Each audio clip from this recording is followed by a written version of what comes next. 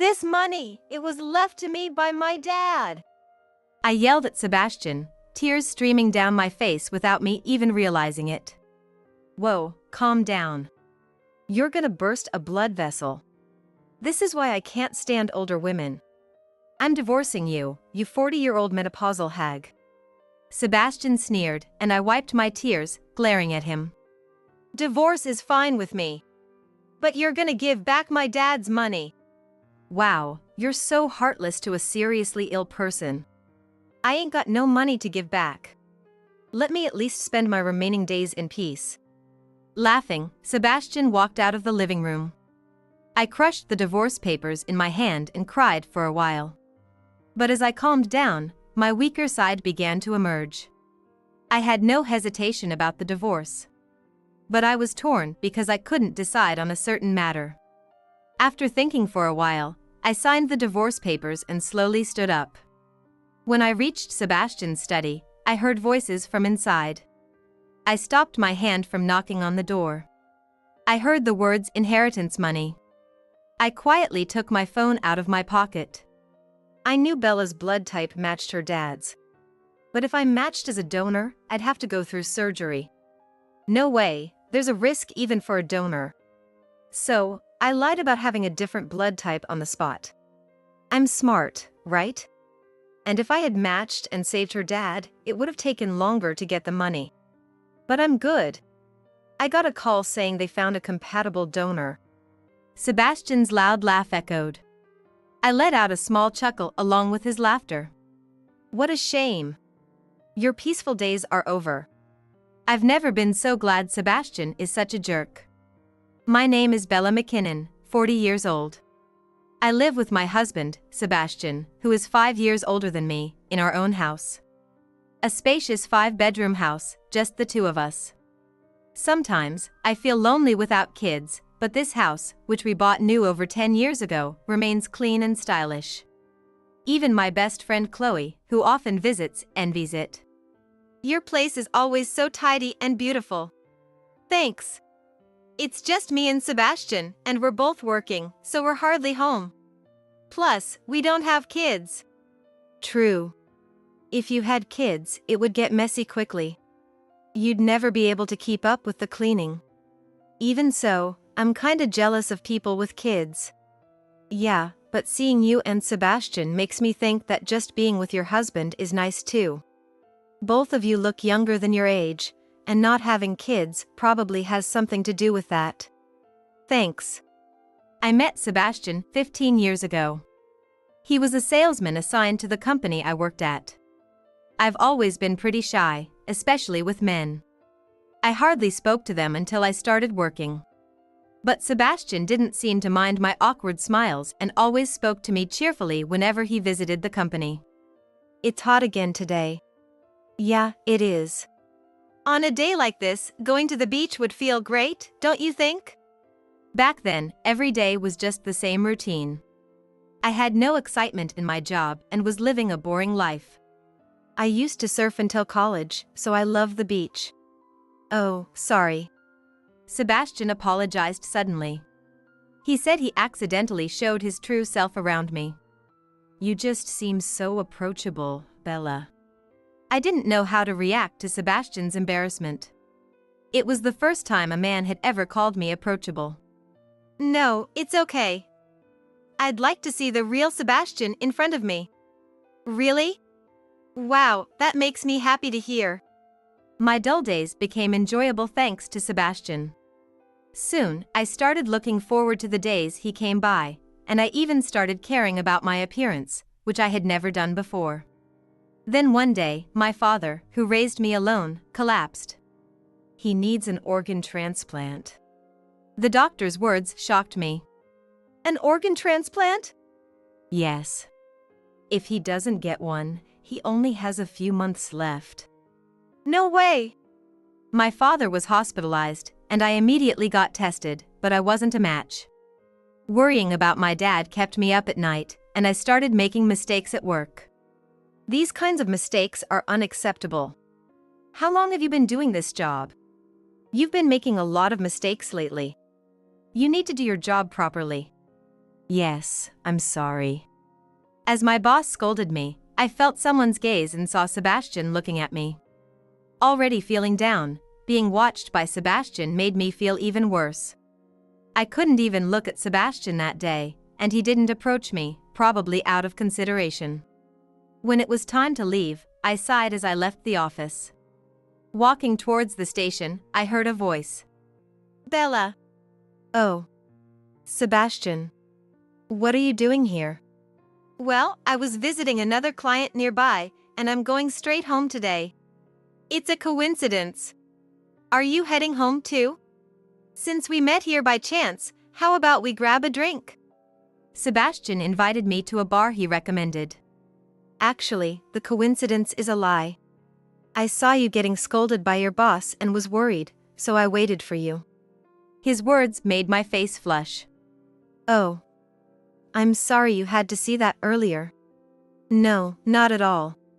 But Bella, is something wrong? Encouraged by Sebastian, I slowly began to talk about my father's illness. Just a few more months, that's really worrying. Yes. But my dad said, don't worry, I have a $1.6 million life insurance policy. It's like he's already given up on finding a donor. He's more worried about me after he's gone. $1.6 million. I see. Sebastian nodded while looking up information about donors. What's your father's blood type?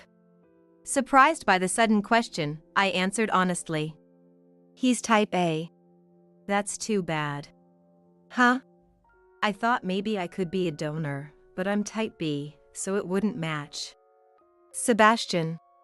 I knew that blood type wasn't the only requirement for organ donors. But I was touched that Sebastian had listened to my story and even considered it. Just your willingness alone is a huge comfort to both me and my dad. No, I haven't been any help at all. Bella. Suddenly, Sebastian turned to me and took my hand. I'm worried about you. I want to support you. If you'll have me. He confessed that he had feelings for me, and we started dating. Sebastian often visited my dad in the hospital, and I think they had a good relationship. Sebastian, please take care of Bella. Protect her for me. Yes. Leave it to me.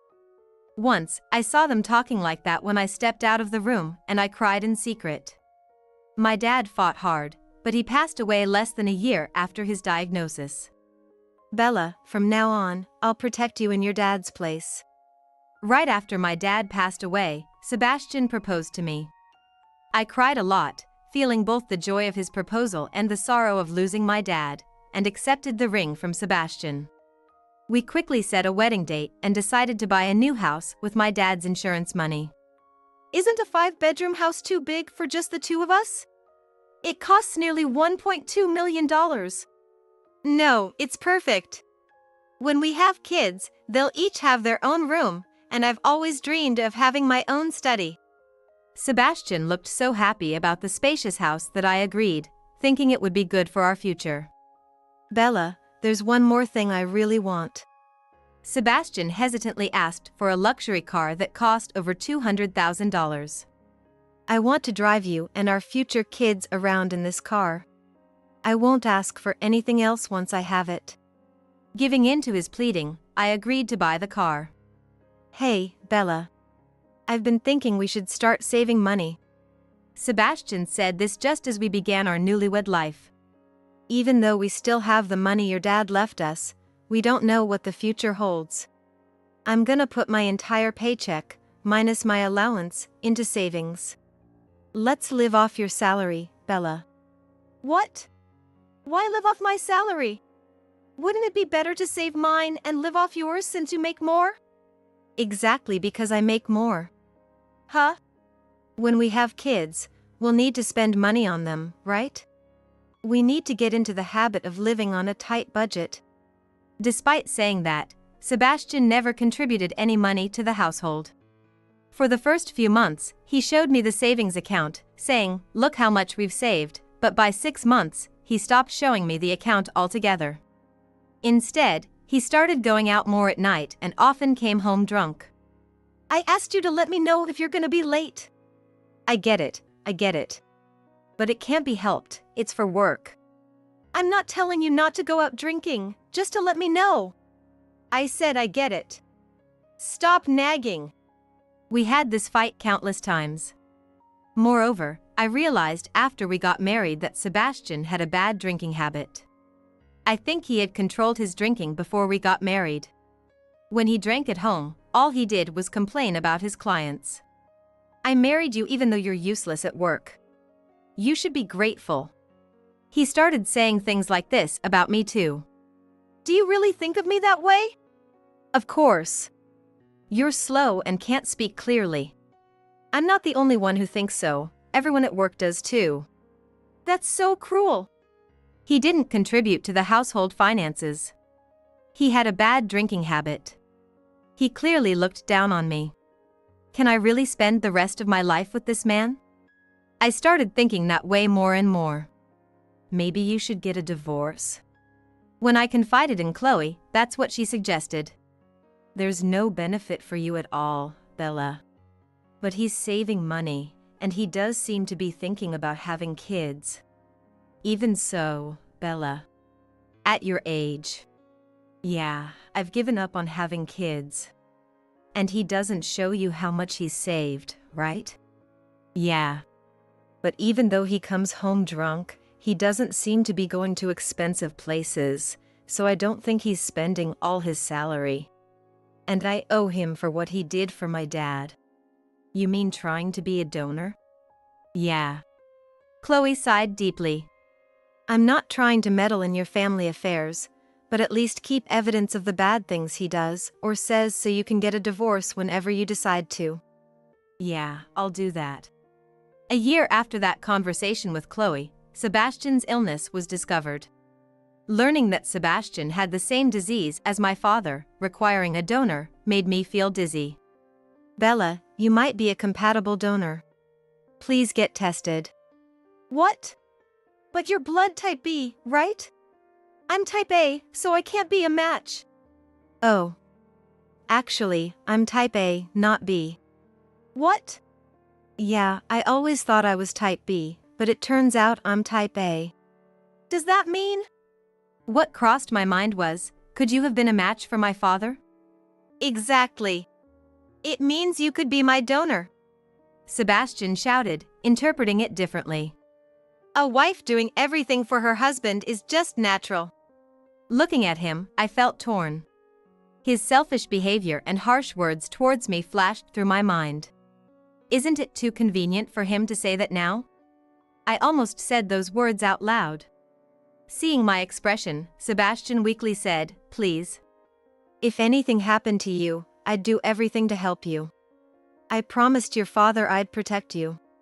The memory of their conversation came back to me. Yes. Leave it to me. Sebastian had said that to my father.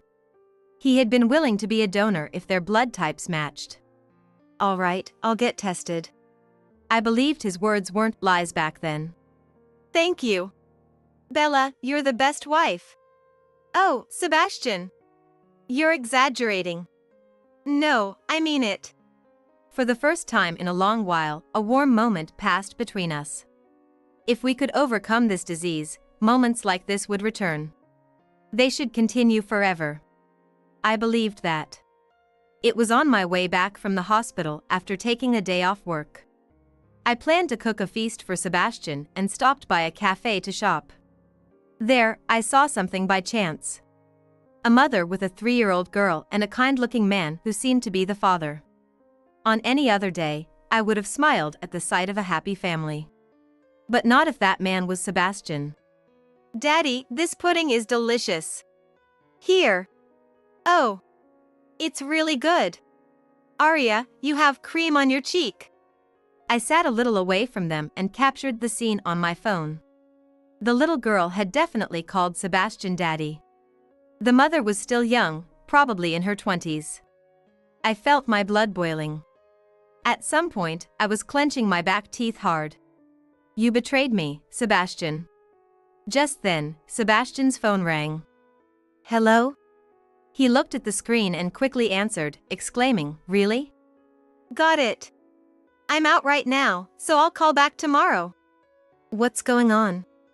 the woman asked, and Sebastian replied with a big smile. They found a donor. Really? That's great. Yeah. Now I can relax. I watched the happy couple with mixed feelings. That night, I confronted Sebastian with the photos on my phone. What do you mean by daddy? Calm down, Bella. That girl definitely called you daddy. How could you be so lively about this while being sick? No, it's not like that, it's... At first, Sebastian tried to dodge my questions, but when I snapped, "Are you stupid?" he slammed the table and stood up. Yes, that's right. Arya is my and Mila's child. Unlike you, Mila's pregnant with our next child. Sebastian got defensive and admitted he had been spending his nights at her place. He confessed that he had been in a relationship with his mistress for over 5 years. She was a receptionist at a client's office. Unlike you, she's beautiful. How do you support them with a kid? Of course, I'm supporting them. So the money you said you were saving. Oh, that? It's gone. I told you I'd save for the kids, right? But you never had any. I used it exactly as promised, for the kids. Laughing, Sebastian tossed my debit card and divorce papers onto the table. Here, you don't need these anymore. Sign the divorce papers too. I've been wondering how to bring this up. Wait, this can't be. Yes. I also used the rest of your dad's inheritance. I'm sure he'd be happy knowing it went to my beloved woman and cute daughter.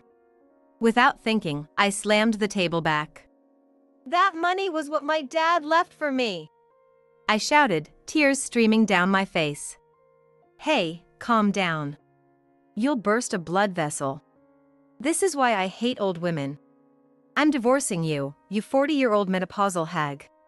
Wiping away my tears, I glared at Sebastian. I don't mind the divorce.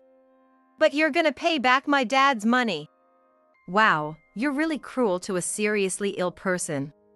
I don't have any money to return. Let me at least spend my remaining days in peace. Laughing, Sebastian walked out of the living room. I crushed the divorce papers in my hand and cried for a while. But as I calmed down, my weaker side began to emerge. I had no hesitation about the divorce. But I was torn because I couldn't decide on a certain matter. After thinking for a while, I signed the divorce papers and slowly stood up.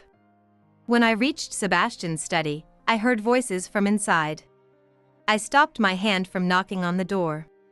I heard the words after the inheritance. I quietly took my phone out of my pocket. I knew Bella's blood type matched her dad's. But if I had matched as a donor, I'd have to go through surgery. No way, there's a risk even for a donor. So, I lied about having a different blood type on the spot. I'm smart, right? And if I had matched and saved her dad, it would have taken longer to get the money. But I'm good. I got a call saying they found a compatible donor. Sebastian's loud laugh echoed. I let out a small chuckle along with his laughter. What a shame. Your peaceful days are over. I've never been so glad Sebastian is such a jerk. The next day, I took off work and submitted the divorce papers. I also moved out while Sebastian was at work. Even though I covered all the living expenses, I hadn't wasted any money and had saved my bonuses, which helped a lot. As expected, Sebastian remarried his mistress within a month. They moved into the house bought with my father's inheritance, living there as a family. After confirming that, I demanded alimony and property division through my lawyer. I also demanded the return of the money he had spent without permission. The house and car bought with my dad's inheritance were my private property. I took them back mercilessly. A few days later, my phone rang. Seeing Sebastian's name, I initially ignored it, but it rang so often that I answered once. Bella? Bella? I heard you were a match. It seemed he called because he found out I was a compatible donor. Yes. The day I saw Sebastian with his mistress and hidden child was the day I found out I was a match as a donor. I had planned to celebrate. But it ironically became the day I decided to get a divorce. I'm sorry about before. Please, be my donor. What?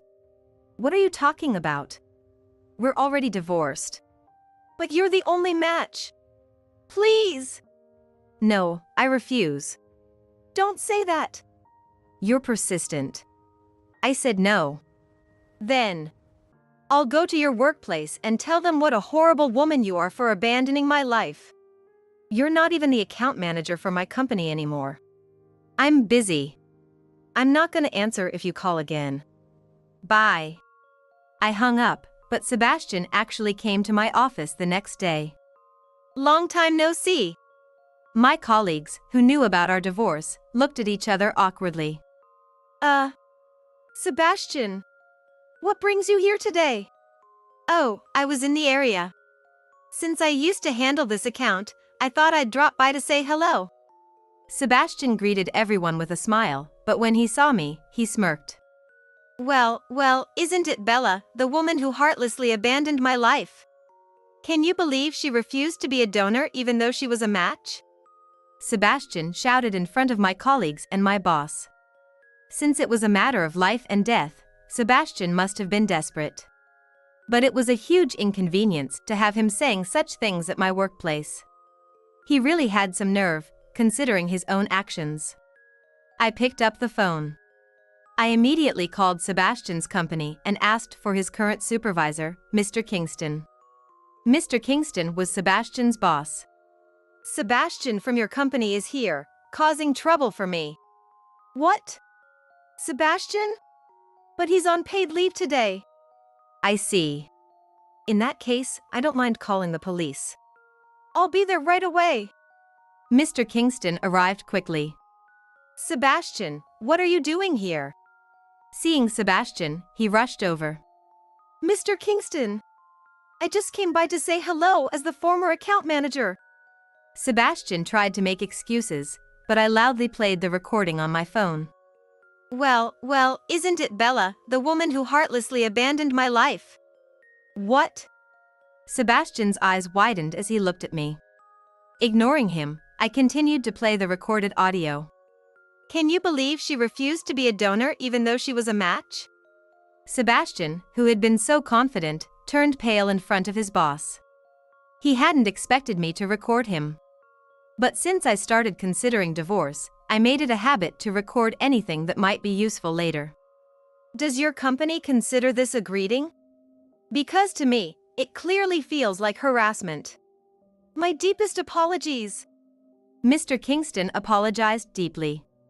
Sebastian, apologize to her.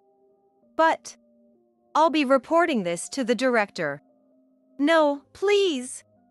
Sebastian, half in tears, was forced to apologize to me. It was only natural. Sebastian came not just as my ex-husband, but as the former account manager of my company. His actions could be seen as representing the company. It wasn't just me. He was also disrupting the work of my boss and colleagues. This could be perceived as harassment against my entire company. Allow me to apologize again on another day. Mr. Kingston apologized deeply and tried to leave immediately. However, Sebastian shook off Kingston's hand and grabbed my arm. Bella, I'm begging you. At least donate your organs. Sebastian pleaded desperately. My daughter is only 2 years old. And my wife is pregnant with another child. I can't die now. Sebastian pleaded, bowing his head to the floor, drawing sympathy from those around. That is really sad. His child is so young. But that sympathy turned to condemnation as soon as I played the recorded audio on my phone. I knew Bella's blood type matched her dad's. But if I had matched as a donor, I'd have to go through surgery. No way, there's a risk even for a donor. So, I lied about having a different blood type. I'm smart, right? I paused the audio. Sebastian, neither I nor my dad would have forced you to be a donor, even if you were a match. That was before we got married, and you had no obligation. I was just grateful for your sentiment. Then I played the rest of the audio. And if I matched and saved her dad, it would have taken longer to get the money. Sebastian's laugh echoed in the silence. The sympathetic looks turned into cold stares. You said you married me for my dad's inheritance, didn't you? No, that's not. Sebastian couldn't say anything. By now, he must have regretted coming to my workplace. His body trembled. Sebastian's sobs filled the air. I'm scared of surgery too, and I refuse. If Sebastian had shown any sincerity, I might have become his donor before the divorce. I knew the pain of losing a parent. But I couldn't value the life of someone who didn't value others' lives and waited for my father's death. In that case, you reap what you sow. It's inevitable. Yeah, exactly. Such comments came from all around. My dad was my only family. At least leave something for your children. I coldly told Sebastian. Since then, I haven't seen him. But then I heard from Mr. Kingston that Sebastian had quit his job. Rumors can be quite fearsome. Somehow, his harassment here and the fact that he married for money spread throughout the company. With the cold stares from everyone and the stress of his illness, he ended up quitting. I see. There are others here who have connections with him too. People talk, you know. Well, that's how it is. Mr. Kingston sounded concerned as he wondered how Sebastian was doing now. He did pay the alimony properly.